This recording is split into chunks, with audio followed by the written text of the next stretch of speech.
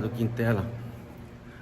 Tô indo aqui na moto aqui mostrar pra vocês uma adaptação que eu fiz aqui pra botar a GoPro no guidão da moto. Olha, eu peguei aquele adaptador que te bota no capacete e botei na motoca. Vou mostrar pra vocês aí e depois vou andar com a moto aí pra ver se some aquele vento, porque ela fica atrás da bolha, né? Bora ver. História já. Aí, ó. Vamos ver como fica. Se fica bacana, eu falo pra vocês, falou? E aí, galera. Fica por trás da bolha, ó. Por trás da bolha, acho que ela não vai pegar vento, ó.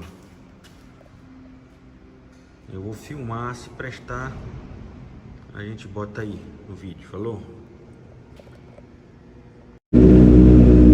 Vamos lá, galera do Quintela, vamos ver se funciona. Vamos ver como tá filmando aí, se prestar, a gente vai editar. Um minutinho aqui para esquentar a máquina para ele sair.